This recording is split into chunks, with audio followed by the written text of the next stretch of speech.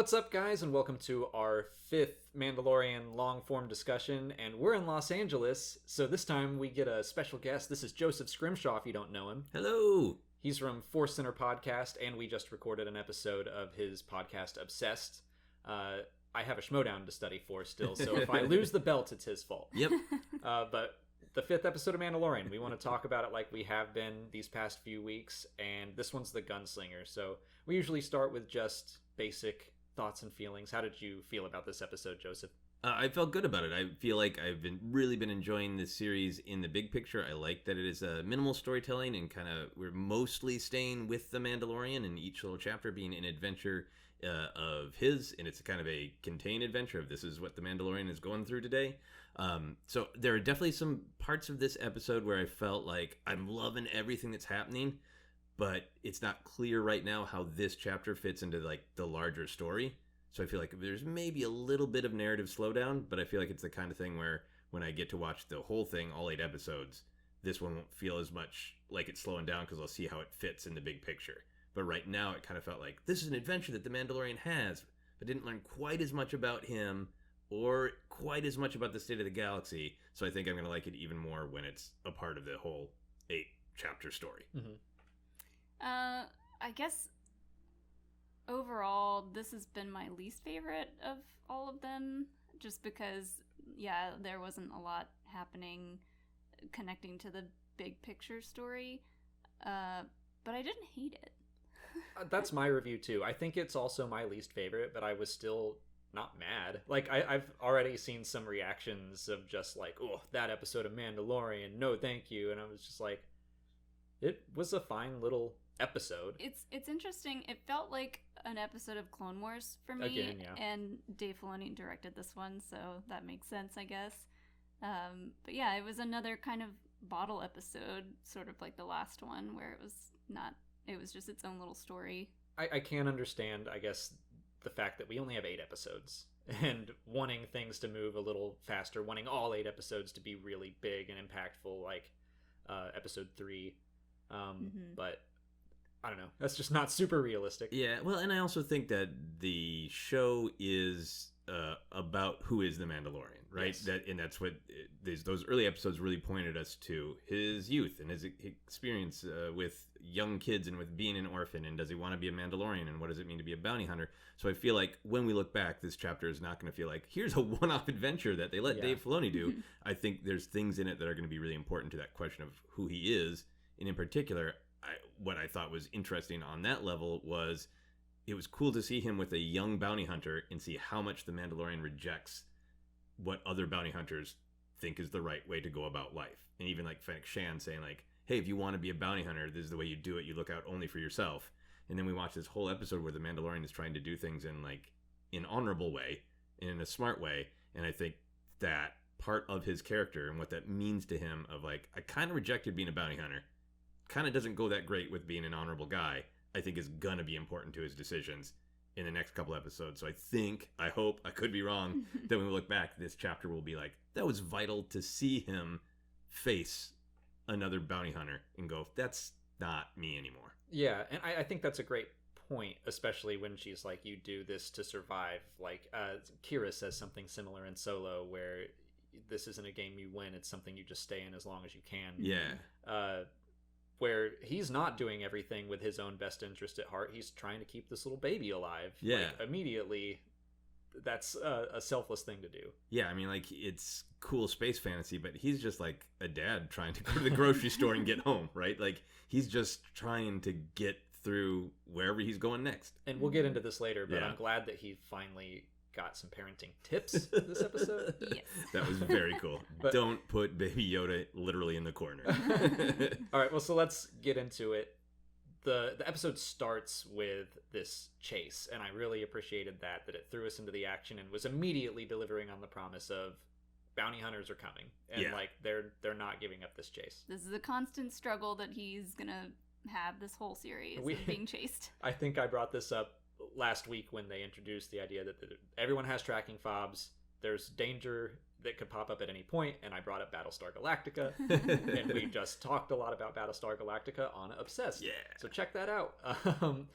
But there's this constant threat that at any point a ship could pop out of light speed and be after the Mandalorian and the child. And I really like that idea that danger's around every corner.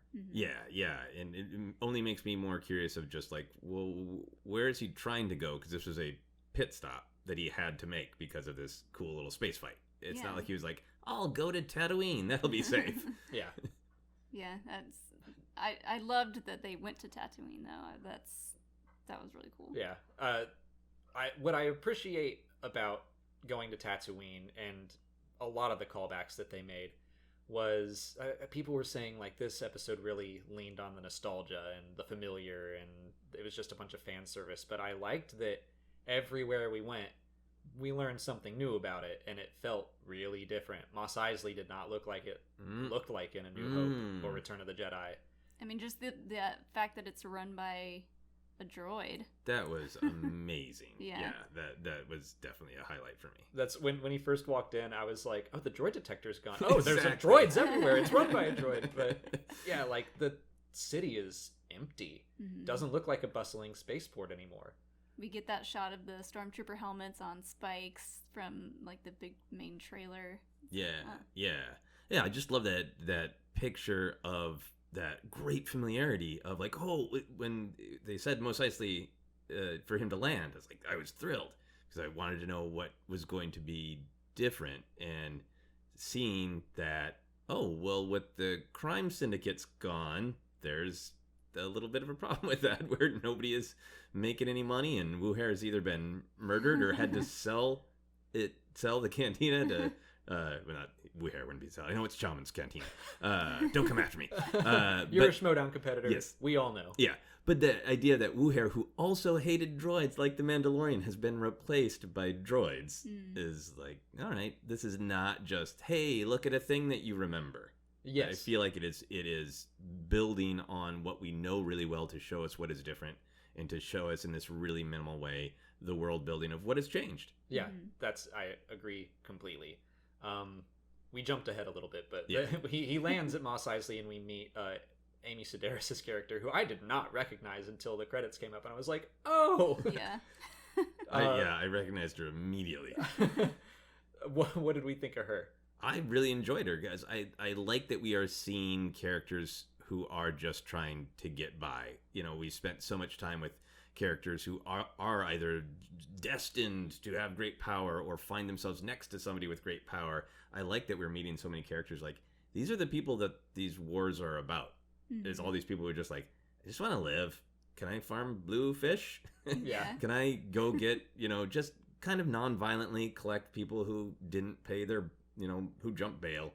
And everybody's just trying to get by, and it was cool to see another person just trying to get by. I like that she's hanging out with pit droids. Yes. Playing poker with them. Sabacc.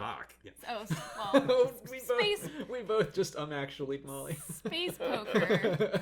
Space poker. Yeah. They were playing the Han Solo card game as it was marketed. Right. Because they forgot. Anyway. I know you know what sabacc is. Yes, sorry, I do as well. But the pit droids were the first Should we apologize in unison? 1, 2, 3. I'm sorry. Accepted.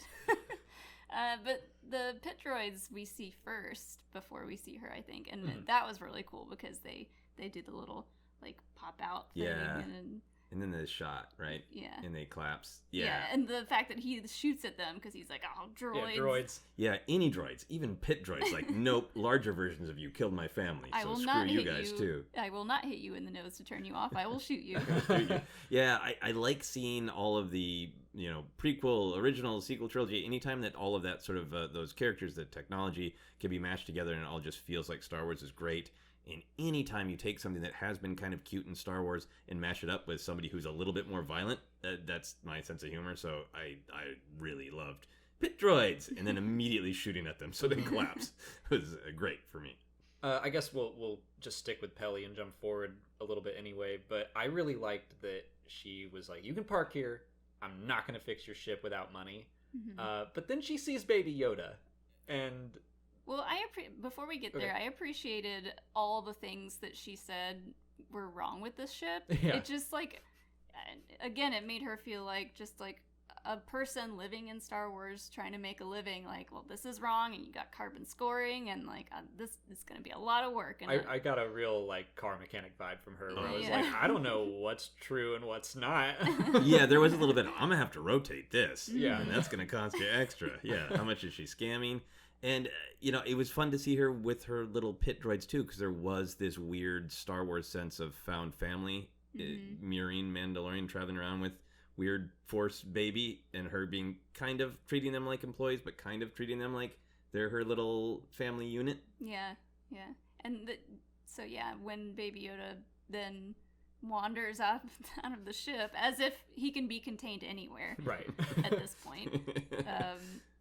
I was terrified when she pulled the gun out, just for that moment, but then she just kind of like picks him up and is like, "Aw." As we all would. Oh, Yes. yeah. Gives him a little ear scratch. Like, it's adorable. Well, what I appreciated is that when the Mandalorian comes back, she has already started working on the ship. Like, Baby Yoda has inspired her to fix the ship and, like, hope for the best, but I don't know. This little baby inspires goodness in everyone it comes across, if they have, like, half a conscience. Yeah. Not all the bounty hunters, but... Yeah, and if she's used to seeing not Mandalorians, because as we've been reminded many times, it's rare to see them these days.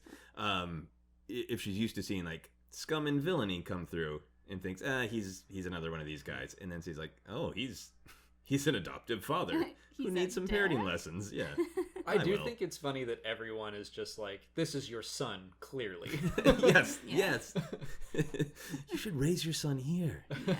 Should get him some swimming lessons, all sorts of things. She tells the pit droids to get him something to eat, specifically something with bones, which we don't get to see, but I wonder what they ended up getting him. Probably a frog. Yeah, well, does she know something about the species that we don't? Because so far he's had bone broth and he's swallowed frogs whole, so he does like bones, and she knows that. I guess she looked up on Wikipedia. But finally, like when he comes back, someone was like, you can't just leave this baby. Yeah. I was so annoyed in the previous episode when he just leaves it in a bar and is like, bartender, watch the kid. Yeah. She doesn't watch the kid, and he just wanders out with his soup. I'm like, just someone needs to tell this Mandalorian something about raising a child. I swear he is going to get some sort of Beskar-coded baby-carrying device by the final episode. Yeah. He has to march around with the kid. I hope so. But we'll jump back to the cantina, where we meet Toro Calican. I should really write these names down. That sounds right. I got it somewhere on this. Toro Calican. Sitting in Han's spot. With his legs up and everything. I was like, how dare you? Yeah. How dare you sit where he sat? Yeah. Do you think that was a part of his character to be kind of crappy Han Solo? And I don't mean that as a judgment of like the actor or the character, but that is the writer and director's intent to be like, we want to remind you of Han Solo, and here is a guy who doesn't live up to who Han Solo was on like coolness level or morality level. Yeah, I bet you're right. You're just kind of B-side crappy Han. I think you're right. Poor man's Han. Poor man's Han, yeah. It didn't occur to me, but I mean, yeah, he's sitting in the seat, and then his morality doesn't, his ideals certainly don't match up. But yeah, and a little bit of the Solo vibe of like young guy out to prove himself. I mean, Solo from the Solo movie of young scrappy. I'm out here to prove who I am, and I'm tough and badass. And, not he so. Didn't prove it very well. He's like already like, oh wait, it's my first job. Yeah. Yeah, he breaks pretty quick. Yeah. How did you take that either of those droids is straight up EV-99 out of work? Or I'm gonna guess no, just because there are multiple of them. But I did have that thought. Were there two in the final episode? I saw there were two in the concept art at the end. Well, I can't remember if I'm... I've only watched the episode twice, so I can't remember if there were two actually there or two in the concept art. I don't know why. I'm like, if there was one, it was EV-99. If it was two, no way. It's just... Yeah. I didn't even think about that watching it, honestly. I was thinking more about the other droid. Right. There were multiple familiar droids in the cantina. So was that R5-D4? I like to think so. That he's just living a good life. Because allowed back into bars. Yeah. and from a certain point of view, he survives his bad motivator. Yeah. Right. And he survives the stormtrooper attack, and he just like rolls off into the sunset. So Yeah, I like that a lot. yeah, I hope he's still around. Maybe Yeah. he works there. I don't know. That'd be great. The other thing that I thought of, strangely from the book, from a certain point of view, is there's that story about Uher having a similar backstory to Mando, where he was terrorized by droids in the Clone Wars, and that's part of the reason he's so severe about not having them in the bar. Which is like, it's so weird to be pulling details from that one specific book, but that really resonated with me. Of that, I love that they're making that a part of the story of the galaxy. That there's a lot of people who would be traumatized by droids. And, you know, what happened to poor Wuher? He pulled over and said, sorry, things aren't going as well anymore. And it's like, I doubt that was on purpose. Like, I don't think that they were thinking, oh, Wuher connection and stuff, but it's cool when that stuff still lines up. Yeah. And you can think about the implications of, he's a droid has taken his place. Yeah. I mean, I think they certainly want you to notice that the droid detection unit is gone and it's full of droids, because that's like a big change. Do you feel like the fact that the cantina was pretty sparse was like, business is not hopping in Mos Eisley because all the crime syndicates have collapsed? Definitely. Yeah. Yeah. And some things that Favreau has said about how, like, a regime change doesn't always mean things are going well, and especially in the Outer Rim. I mean, that's... The Outer Rim is always disenfranchised. Like, the core gets all the treatment, and the Outer Rim is just kind of left to fend for themselves. And they're part of the Republic, but no one really cares about them. Yeah, and that makes a lot of sense to me, of like telling the story of, well, when there are all these crime syndicates, they were bad, but that meant that there was not much honest work to be had in Mos Eisley. Yeah. And now there's just no work to be had. Because the droid's kind of trying to say that too, of like, you're not going to find any bounties, dude. There's no one to hunt. Yeah. But I guess moving on, that's when they take Toro back to the hangar, and then he sees Baby Yoda, and this is my other big, like, Mando, what are you doing? He's not part of the guild yet, but come on. Yeah. Put a blanket over that kid, hide his ears or something. This is the way. Put a blankie on Baby Yoda. This is the way. He did have like a weird like side-eye look when he looked at him, and we both thought like, oh no, he knows about Baby Yoda and the bounty, and that didn't turn out to be the case, but that look was still significant. Yeah. And it's just everywhere he goes in episode 3. He's walking down the street. Parades him, with right? With the cradle open. Yep. Open bassinet, and there you go. In episode 4, let's go into this bar. Yep. Yeah, you can walk. Come on, waddle with me. Like, fair enough, Baby Yoda's not going to stay. He tried. Tried sealing him in this time. This chapter, it didn't work. But yeah, I feel like the show is doing that very much on purpose. I do too. That it's either a character trait of Mandalorian where he's like, I am so confident that I know that if anybody tries to take this little guy, I'm gonna take him out. Or it is just specifically building tension that he is making a bad choice. I think it's Toro, he's just in over his head, and he doesn't know what he's doing or what he signed up for when he decided to protect this baby, but he's doing his best. This episode, he's so thoughtful about how he goes about all of his various bounty hunting. Like, you have to think that he would consider, should I hide this incredibly valuable bounty? And he's not. Should I close the ramp to my ship? Nah. Do you think Baby Yoda used the Force to open that little door that he closed him up in? That actually makes a ton of sense to me, because you just like don't want to be here. Although he does like to press buttons. I guess that's he fair. Just pressed all the buttons. If he did close him up, then he was like, all right, he's probably fine. But you forget, he doesn't even know what the Force is. So right. But Yoda's doing whatever. Yoda's a space baby, but still, if we translate it to Earth and like, oh yeah, bad idea. Don't leave your baby sealed in your car while it's being repaired on a desert planet with 2 suns. Did he roll the windows down? Yeah. Great entrance for Baby Yoda, but yeah, waddling down the ramp of like, what's going on here? Yeah. I want to play Sabacc. So then they go off on they said they were speeder bikes. They look like swoop bikes to me, I got straight just Shadows of the Empire vibes. Oh yeah, very swoopy. And just driving through Mos Eisley and Tatooine, and I half expected them to jump over the Sarlacc pit. Yeah, I think that was also like a specific tension of, are they going to go to somewhere that we know or encounter someone we know? Mm-hmm. Well, they did kind of. They run into Tusken Raiders. Yes. Which I thought was a really cool scene. It was, I know we'll talk favorites, so I'll repeat myself. That was my favorite part of the episode. What made it your favorite part? A couple things. I liked that the Tusken Raiders used the same tactic that they did on Luke in A New Hope, which is clearly something that they do of like, hey, I didn't even make that connection. That's great. Put the Banthas over there and make some noise so we can go around the back and sneak up on people who are staring at us. It seems like, okay, cool. That's a very good tactic. And it made for just a cool reveal. I liked how often the Mando was just being a snarky mentor to Toro. And just saying like, oh no, well, tell him yourself. Yeah, the reveal shot is great. But I loved that the Mandalorian knew how to talk with them and treated them with respect. Because I feel like it funneled into the Mandalorian's character, in particularly this episode, where he's kind of doing everything honorable. He could just pull a blaster and say, fix my ship. But he goes and he makes money, even though it's a pain in the ass. And he understands from the Tusken Raiders' perspective, this is their land. So he's going to barter with them and communicate.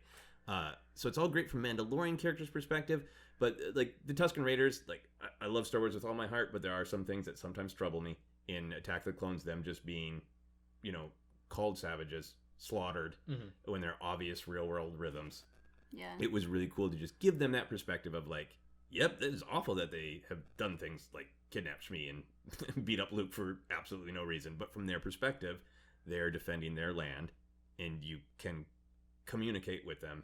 I just thought that was a great way to flesh out these characters who have been with us since 1977 and give them a little bit more perspective and reality that so many of the other characters and cultures in Star Wars have. Just like Mos Eisley, like they're familiar, but we got to see a new side of them. Totally new, yeah. And the idea that you can use some sort of sign language to communicate with them, I thought that was really cool. Part of me was a little worried that he was about to start grunting, like Han in Solo Han when he starts growling. Yeah.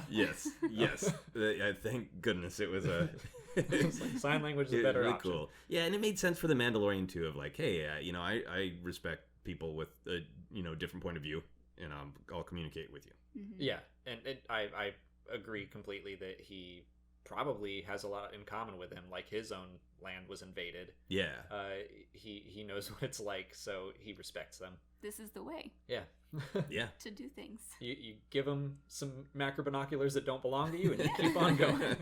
He's like, hey, those were brand new. Yeah. Yep. They were so good. And then immediately we go off to another familiar creature, and we see the dewback. Yeah. And that's just bait for Fennec Shand. And Mando gets shot twice immediately, and Molly was like, he's really putting that Beskar to the test. Yeah, I was like, whoa, like that stuff could take a hit. That was another good line. Like, the Beskar kept me safe at this range, and Toro was like, I don't have Beskar. And he's like, I don't have any of that.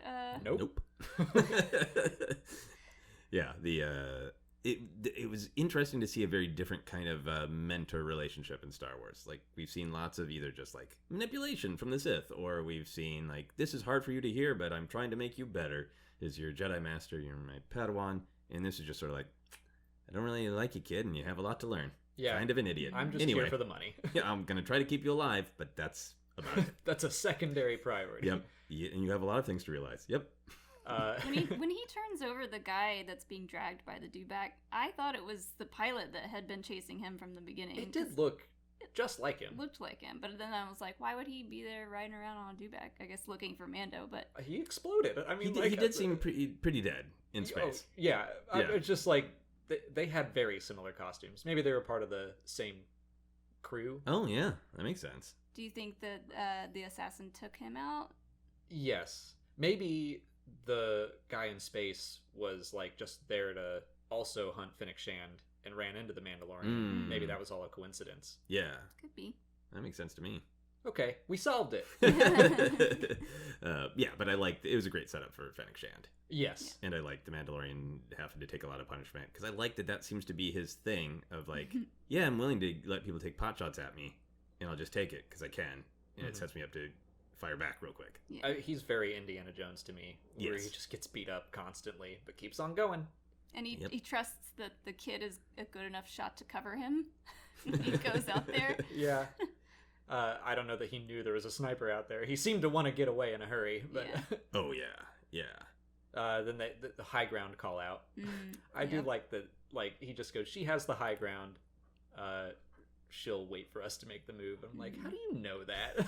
Like, I know we're supposed to just trust you because you said it, but And then he says something like, "The suns are down," plural. I liked that. Yeah, I like the high ground callback because the high ground thing in Revenge of the Sith has never bothered me like it's bothered other fans.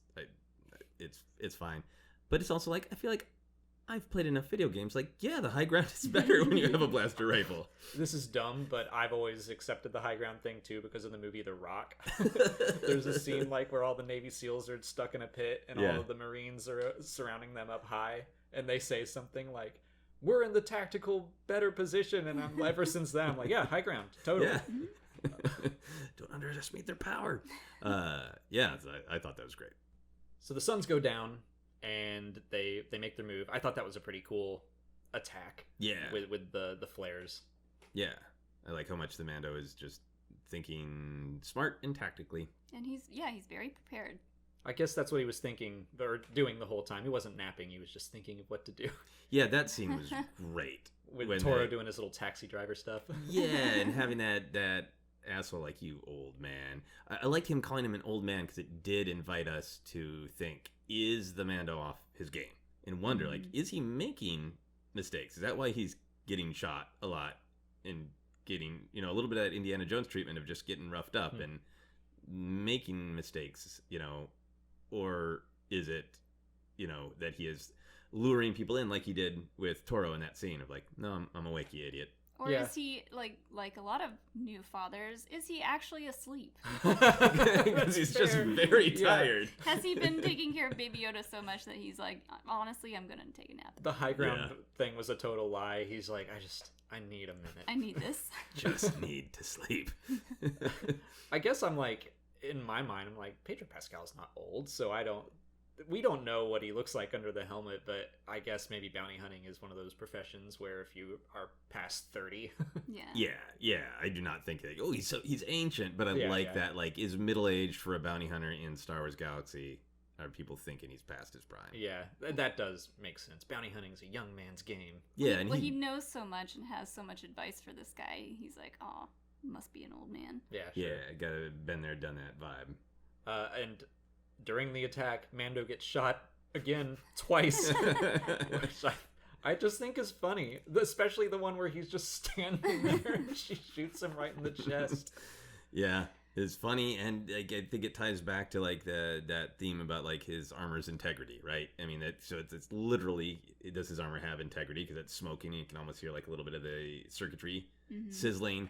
But I think they've made such a big deal of making his armor like this central part of his identity of like, is it a representation of strength, or is it sealing himself off from connection? And I think this was a great way in an episode that's not diving super into that to just make you stay connected to, no, you worked so hard to get that Beskar. Did you ruin it already? Let me ask you, do you think his armor before that he starts the show with, was that Beskar? Like, especially the chest plate, or was it? Yeah, I think so. Because the way we like that shoulder shot in the very first scene seems to bounce off of it, and I mean, and it does protect him really well. Yeah, I that's interesting because I just assumed it was Mandalorian armor, but not Beskar, and then, like, he would be collecting Beskar throughout the series. He's already done it pretty much. Yeah, interesting. I totally agree with you on he's so fixated on the armor and that it is symbolic, but also closes himself off. And I guess I've kind of been thinking of like, what does it mean to be a Mandalorian? Does the armor make you, or do you make the armor? Yeah. But I wonder how that changes if that was Beskar at the start and it just lost its integrity. Yeah. Also, I think just for maybe viewers who are fairly new to Star Wars and who are checking this out, maybe it was just a way to like inform them how strong Beskar is, like why it was so important. And so valuable. Yeah. And there could even be like in that last shot when he's just standing there, how much is it that he's just like, yeah, I'll show you how much I can take. I don't know if that was a distraction so that Toro could get around, or if he just kind of looked like he was, what happened? I got shot again. There could have perhaps been some more clarity on the intention of taking that shot, because he was a little bit like, when you're playing against the computer in Battlefront 2, and like, cool, you're just gonna stand there? I can snipe you? Cool. When he makes it up there, he's like, yeah, good distraction, like it was all a plan. But part of me is like, I don't know, Mando. You need to nap some more. Yeah. But they do catch her, and now we like finally get to meet Fennec Shand.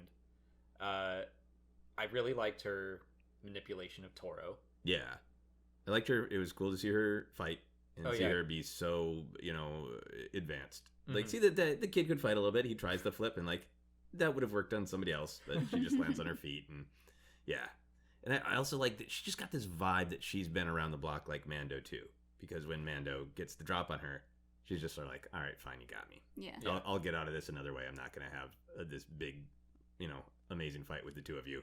And you've got that Mandalorian armor, so fine. Yeah, she's so playful the whole time. Uh-oh. Looks like one of us has to walk. Yeah. And I like that Mando knows about her. Like, he knows who she is. He knows she's not to be messed with, and that kid can't do it. Yes. And I was like, oh. Yeah. I feel like that was one of the thematic ideas that started to tie things together to me in this episode, especially when she starts to go in on Toro and say, you could be legendary. She's kind of a legend. The Mando is certainly a legend, both good and bad. Of any Mandalorian is legendary for being a Mandalorian, being rare these days. But now he's sort of being known as like this famous asshole who who kidnapped this kid away from the guild and ran away from the guild, and then teasing that would be. It's not that the young kid, Toro, just wants to get by. He's so tempted, and she manipulates him because being a legend is such a great thing. And then that starts to tie it to much larger interest in Star Wars ideas. Yeah, and he says it the whole time, like, I don't care about the credits. I just want the credit. Different kind of credit. Right.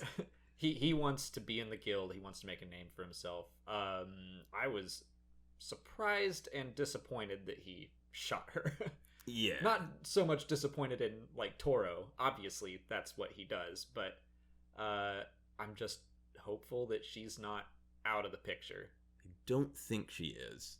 Expand upon that. Well, one is because I believe I read somewhere, there's so much Star Wars news, that she's in 2 episodes. Okay. So there's that. That's just a memory of a thing. And then just narratively, something feels fishy in a good way. And obviously, we'll talk about the scene at the end. We're almost there. So I just feel like there might be something in Mando agreeing to go get the dewback. Because that was a little bit like, Mando, you've been really practical and really on top of things. You probably don't quite trust this kid. So it's right on that line of like, is the Mando going to get the dewback himself, going like, fine, I don't mind going for a long walk. I'll be back. I don't mind doing this. Or was it like, why did you leave him alone with her? That can only go wrong for you in some way. Yeah. So, yeah. We'll talk about it a little bit more when we get to the end, because it's about that last scene. Yeah, that is my hope, because one of the more frustrating things about this show to me is that we've been hyped up about all these characters, and Cara Dune, like Gina Carano has been shown as like a member of the main cast, and so is Carl Weathers. They're IG-11 in some cases. Yeah, like they're always at all the press events. They were at Celebration. I'm like, oh, okay, these are our 3 main characters who will be in all 8 episodes, and then Cara was in 1 so far, and I'm like, we keep hearing about characters like her and Fennec Shand and IG-11, and they're just like in 1 episode and then they're gone. Like, I'm really hoping they all wind up together in episode 8. Yeah. I think there's a good possibility. I think there's still one shot of Quill that we haven't seen that's in various trailers. So, and I really like Quill, so I hope he comes back too. Yeah. So yeah, we'll go back. Toro shoots Fennec Shand. He realizes what the child is because she blabs about it. Oh, and she names the planet Navarro. That was like that was a surprise to me that they. I don't know. I guess this stuff is just so important to us, and it doesn't matter. Like, I'm like, what's the name of this planet? I don't know. Navarro? That's how you tell me? She just drops it like that? Yeah, because I think I paused the episode. Go, Navarro? Wait, is that a planet I've heard of before? Because the way she brings it up is like, I don't know if something happened to you on Navarro, Mandalorian. It's like, is that a Mandalorian moon I forgot about? Exactly. I did the same thing. I wrote it down on my phone. Navarro. I just remembered it was the last name of someone that... Hector Navarro? Yeah. Yeah, I wondered he's if it was another Schmodown competitor. Yeah. Shout out Geekdom. to Hector, yeah. That's funny. Did you like Fennec Shand? Were you affected by her? I really liked her, and I had a lot of high expectations for her, and her being shot, I was like, what the hell? Yeah. But I don't think she's dead, but at the same time, she was laying there for quite a while. That's my thing. I'm like, how long are you gonna play possum?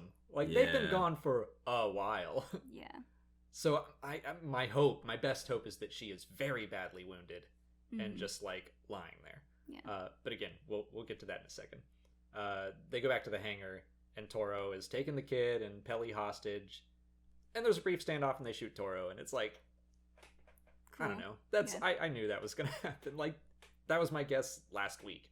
When you read the synopsis for this episode, it's like the Mando helps a young bounty hunter who's in over his head, and I'm like, he's gonna find out about the kid, try to take the kid after they work together all episode, and the Mando will shoot him.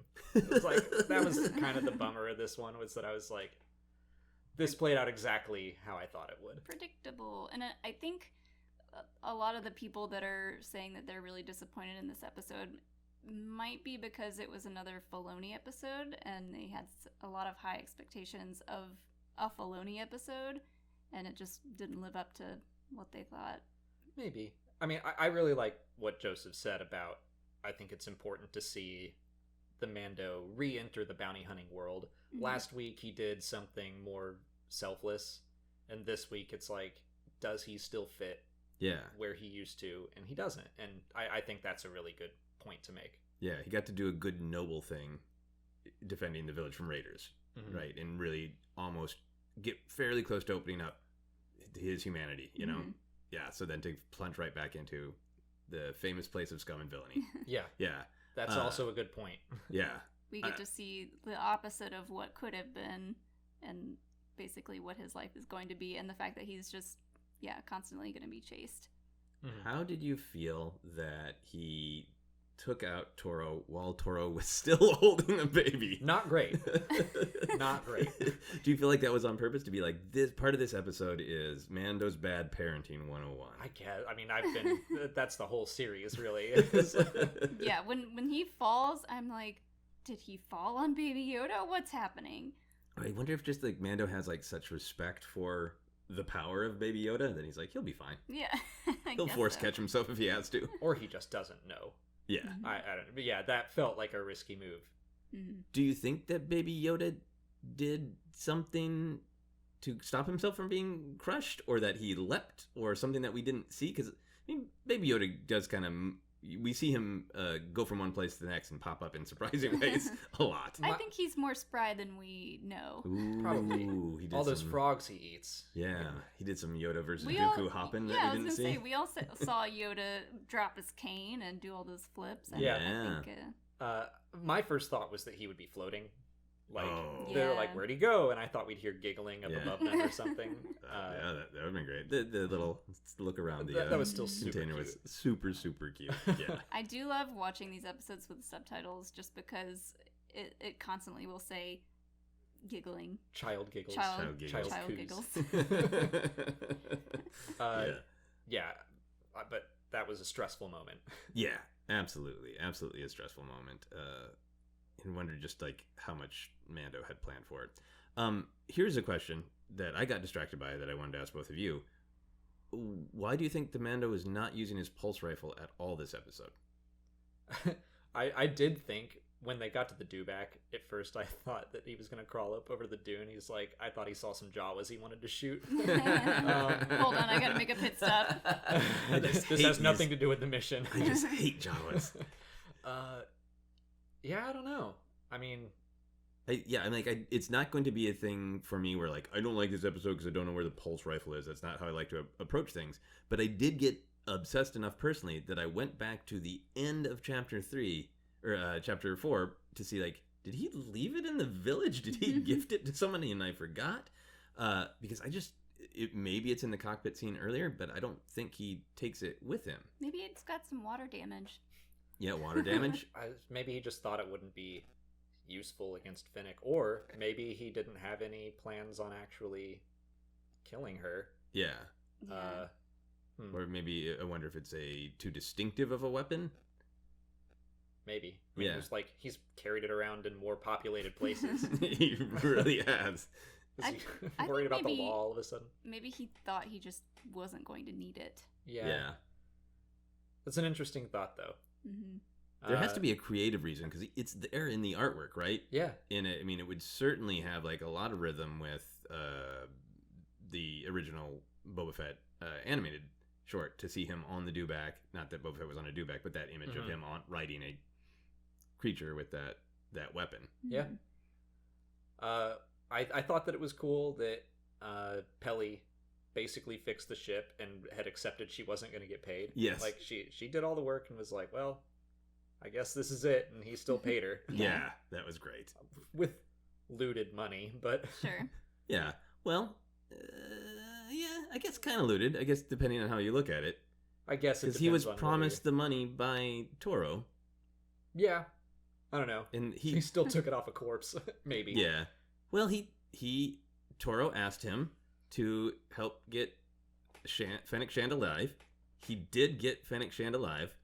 Toro made the bad choice to shoot her. That's true. And try to kidnap Baby Yoda. So, I think from the Mandalorian's perspective, he did what he said he would.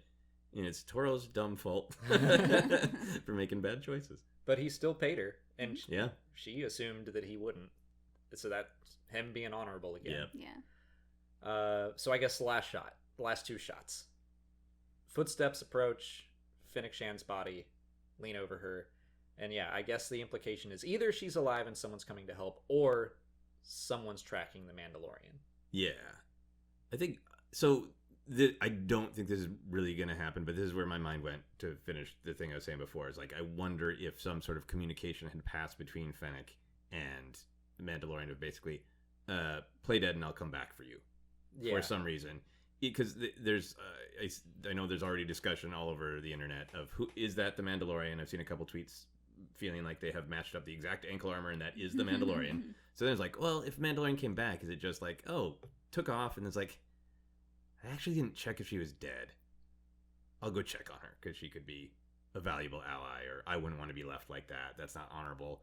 So is it as simple as that, or did they make some sort of agreement that we didn't know about, and that's why he agreed to leave her alone with Toro? So she could fake her own death? I thought the same thing. Just the fact that he knew who she was and knew so much about her that had to have been him coming back for her. It just seems so... Like, if they had that understanding, why is she still lying there? I agree. Exactly. Yeah, unless they're being watched. Unless she feels she's being watched. Yeah. I think I'm high on my own supply of Star Wars theory. I don't think that... It's probably not likely that they had an arrangement. But I do like thinking about why the Mandalorian would come back for her. Either is it out of honor, or we still haven't really seen, like, what's your plan, dude? Mm-hmm. You know that you can't go anywhere.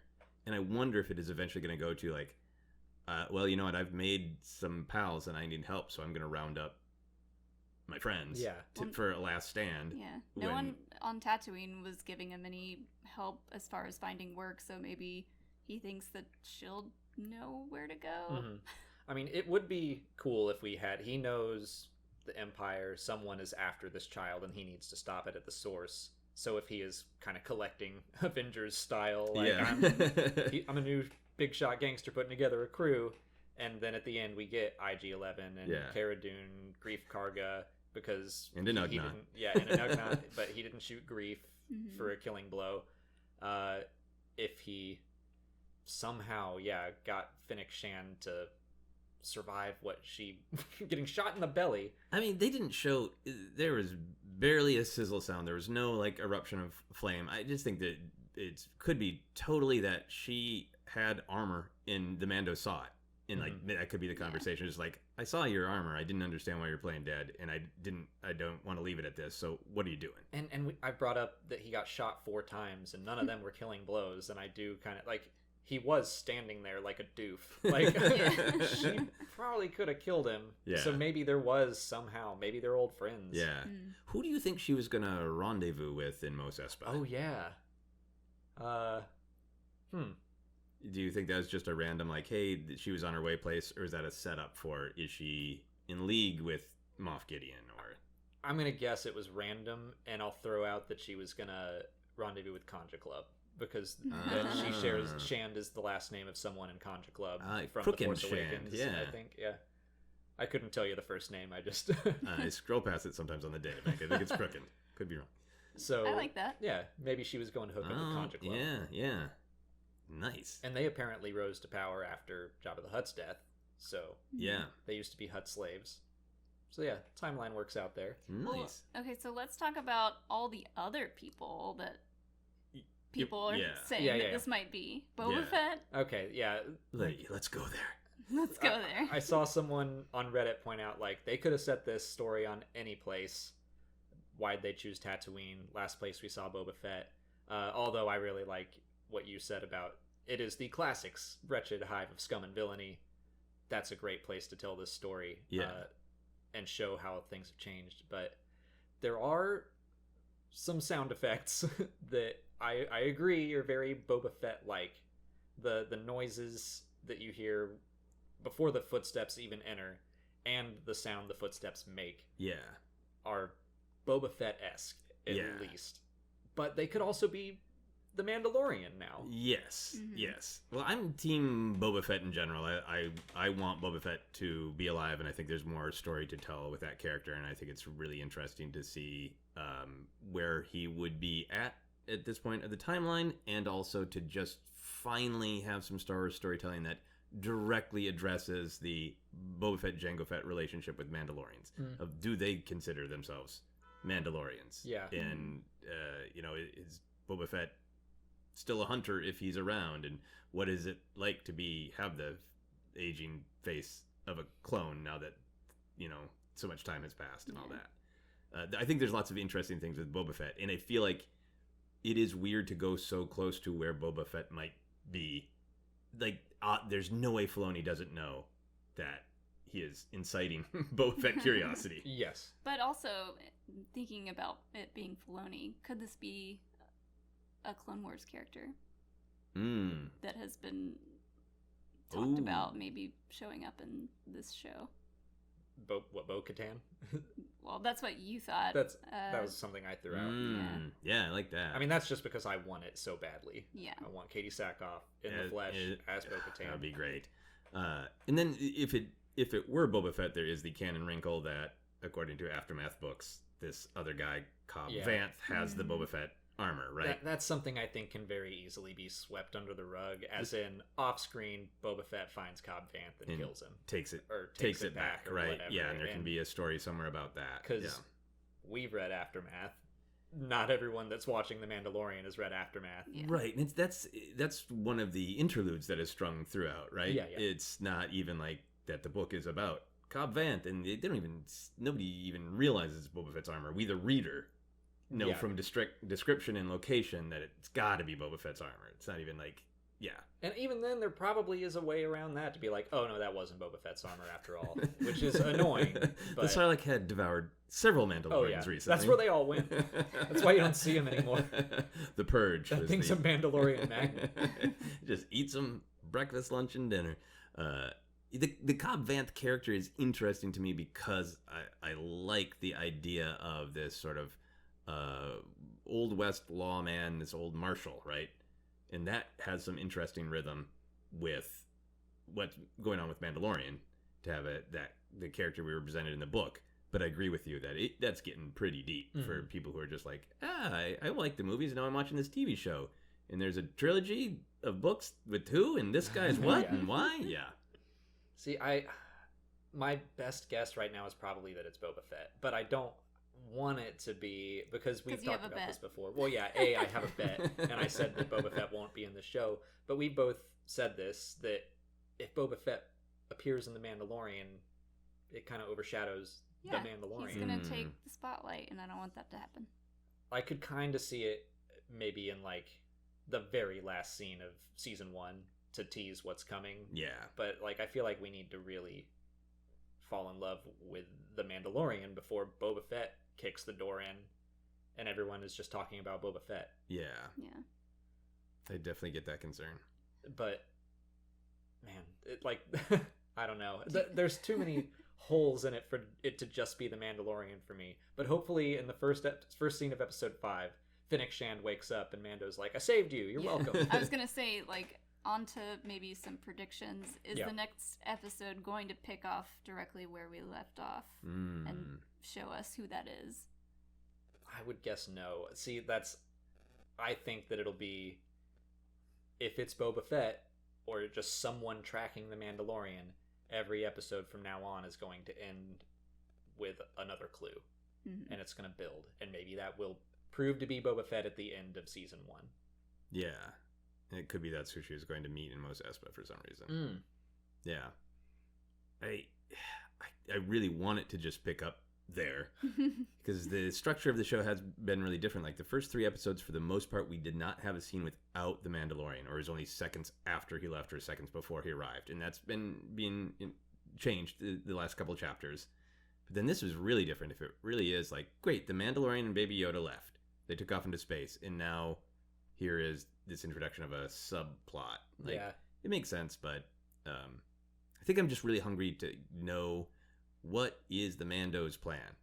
So if that is the Mandalorian and he's going back to her for some specific reason, I feel like he will maybe grab the story a little bit, and he'll be a little bit more proactive in these last few episodes of what is the Mandalorian's plan to get out of this ultimately. I think that if that is the Mandalorian with Fennec Shand at the end, we will find out at the beginning of episode 5.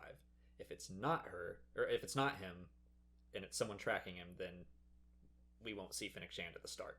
Yeah, I agree. Yeah. But the next episode is supposed to be the Bill Burr one, I think. Okay. The synopsis is that the Mandalorian joins a group of mercenaries on a dangerous mission, and that's all we know. Okay. Interesting.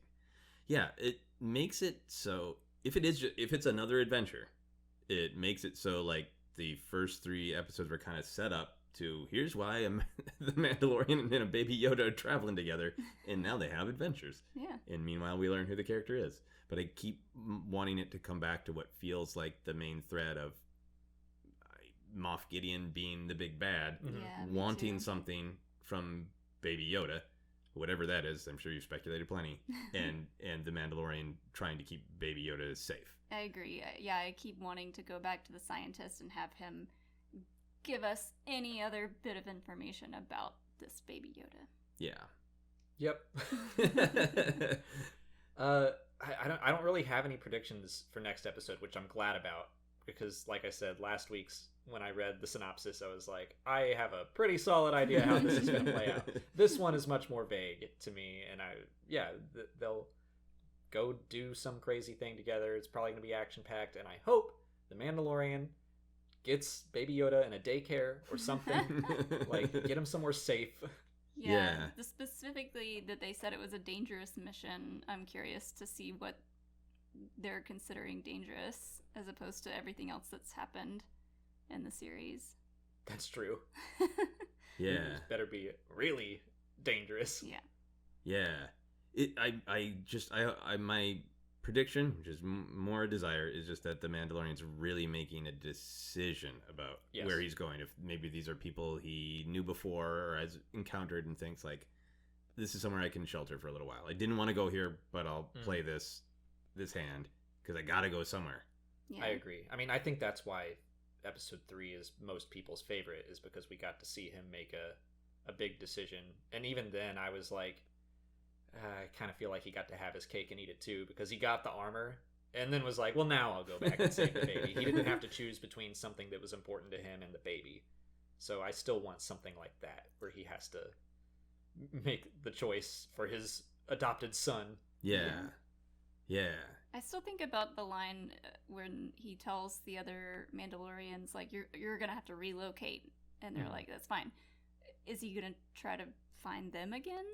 Yeah, or does he feel like anywhere he goes is just danger town, so he doesn't want to do that for the people closest to him? Yeah. I kind of wonder if they will fall under attack, and then he'll have to repay the favor and go save them. Yeah. But do you think this is not chapter 2, but season 2 is under development? Do you think this is it going to be season 2, The Mandalorian and Baby Yoda? Do you think this is a duo for as long as the show lasts, or is Baby Yoda the story for the first season? I hope that it continues with Baby Yoda. Everyone's latched onto him so much Yeah. that I'd be surprised. They put us in kind of a difficult position here with such an adorable little child, and whatever happens to him, even if he's left, like in the last episode, like he could live a normal life here and be happy, but then we would all suffer. Yeah. I kind of hope however long the show runs that it ends with the Mandalorian being like 110 and just about to die, and Baby Yoda finally says his first word. Oh my god. Well, I guess all we have left to do is our top 3 moments. Mm-hmm. Molly, do you want to start? Because I have to figure mine out. Yeah. We never think about these before we get Joseph here. wrote his down I like only some have- sort of professional. I only have 2. I have to scramble for the third. Well, let's start with number 3 and make it... Okay, number 3 will be seeing how, like, deserted Mos Eisley is. And, like, the cantina, how different it is. Yeah, I'll say for number 3, there's one weird shot of Baby Yoda, weird good shot, where you saw more teeth than normal. Where he had a little sort of face, and I enjoyed that very much. I was going to go with just some of the banter, I guess, between the Mando and Toro, especially about Toro being in danger. Just like, I don't have Beskar. Like, yeah, well, I don't care. Yeah. 2 for me, I guess, is how snarky Mando is with new guy. He's just like showing him the ropes, kind of, but also just like letting him learn along the way, especially with the Tusken Raider thing. Like, tell him yourself. Yeah. All right. I'm going to go in on that too, because that was one of my favorites, is the snarky banter. I'll pick the specific line after they actually capture it, Fennec Shand, and he says, why don't you go pick up your blaster? And it really makes him feel like a child for having lost his blaster. Yeah. My number 2, I had it in my head and then I forgot it. I'm just going to say Fennec Shand and her manipulation. I really liked the character, and I was so like upset that she got shot, and I'm worried about her, and she really only had 1-2 scenes, like good scenes of talking, and so I think Ming-Na Wen did a really great job with not a lot of screen time for me to be like, no, keep her alive. Yeah. My number 1 is Baby Yoda walking out of the ship. Molly's number 1s are always Baby Yoda moment of the week. Yeah. It's Understandable. that mixed with him getting a little ear scratch was I did really adorable. appreciate that. Just those moments when you can see it's definitely a puppet. Yeah. And, Yeah. like, it's interacting. It also like same with the children, it builds a little bit of rage inside me that I will never be able to do that with a Baby Yoda, and I kind of hate her for being able to coddle him. That's my problem. My number 1 is gonna be the Tusken Raiders. Worth it to go back to Tatooine for lots of reasons, but just to see the Tusken Raiders from a different perspective was super awesome, and just everything they did was cool, including the sneak up. I'm going to now move my Fennec Shand moment to number 1 because I thought of something else that should have been number 2. But I really liked the opening sequence. Fun little dogfight. And I liked when the other bounty hunter was like, I can bring you in warm or cold. Mm-hmm. And I went, that's the Mando's line. And then he goes, that's my line. Yeah. So I'm like, hey! Little conversation with the television. Yeah. So that's it for episode 5. Thank you, Joseph, for joining us for this one. Ton of fun. Thank you. Where can people find you online? You can find me on Twitter and Instagram is at Joseph Scrimshaw, and then you can find ForceCenter Pod wherever podcasts are found. And I said ForceCenter Pod because that's our social media. You can find us on Twitter and Instagram, Facebook, ForceCenter Pod. And you guys are also doing Mandalorian discussions, which I've been listening to while I walk our dog. Oh, wonderful. And they're very good. And like one of the things that we brought up a couple weeks ago and made sure to credit you for is just the idea that, yeah, those first episodes are so Mandalorian centric. And when episode 4 came out, I was like, oh, it's the first time we got a scene without the Mando in it. Yeah. And I was like, I don't think I would have caught that without you guys. Awesome. So, yeah, that's it. That's it. Thank you guys for watching along. And if you haven't already, please like this video, subscribe to the channel, Follow us on Twitter, Instagram, and Facebook. and consider checking out our Patreon page where we're also doing Mandalorian audio commentaries. If you want us talking about this show a third time, you can All get the that times. there. Yeah. So, as always, thanks for watching, and may the Force be with you.